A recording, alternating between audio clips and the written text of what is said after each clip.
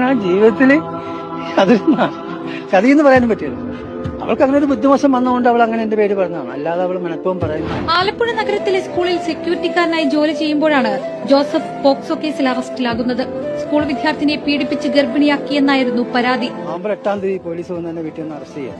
ചേട്ടൻ എന്നോട് കുറ്റം ചെയ്തോന്ന് ചോദിച്ചോന്നുമില്ല. ആദ്യ സംഭവം ഞാനൊരു പോലീസ് സ്റ്റേഷനിൽ അത് തന്നെയല്ല, ഞാനൊരു സാമൂഹ്യ പ്രവർത്തനമായിരുന്നു. അതുകാരണം എന്നെ കുറിച്ച് ആരും മറ്റു രീതിയിൽ പറയത്തൊന്നുമില്ല. ഞാൻ ഞെട്ടിപ്പോയി. പ്രതി നിരപരാധിയാണെന്നും ആൺസുഹൃത്തുമായുള്ള ബന്ധം ജോസഫ് വീട്ടിൽ പറയുമോ എന്ന ഭയത്തിൽ കള്ളം പറഞ്ഞതാണെന്നും പെൺകുട്ടി വിചാരണ സമയത്ത് മൊഴിമാറ്റി. പക്ഷെ അപ്പോഴേക്കും ജോസഫിന്റെ ജയിൽവാസം 285 ദിവസം പിന്നിട്ടു. ട്യൂബിന്റെ വെളിച്ചവും ഫാനിന്റെ കാറ്റും പിന്നെ കുറ്റപത്രം വായിക്കാണ്ട് ഇവിടെ കൊണ്ടുവന്ന അന്നേരമാണ് ഞാൻ വെളിച്ചം കാണുന്നത്. 8-8.5 മാസം കഴിഞ്ഞപ്പോൾ അനുഭവിക്കാനുള്ളതെല്ലാം അനുഭവിച്ചു. ആരോ പാവോടാ എൻ്റെ പൊന്നു പെങ്ങന്മാരെ, നിങ്ങൾ എന്തെങ്കിലും പോക്കൃത്തരം കാണിച്ചു വെച്ചിട്ട് ഇതേപോലുള്ള സാധാരണക്കാരെ ബലിയാക്കരുത്.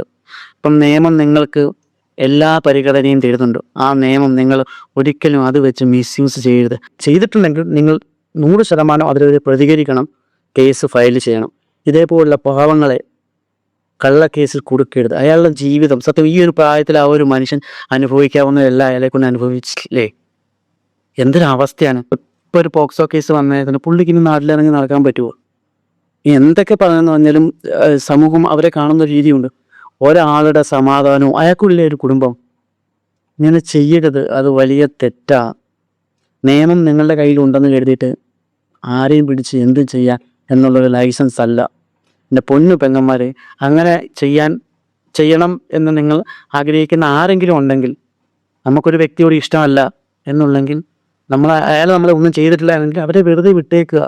എന്തിനാണ് ഇമാതിരിയുള്ള പരിപാടിക്ക് നിൽക്കണം?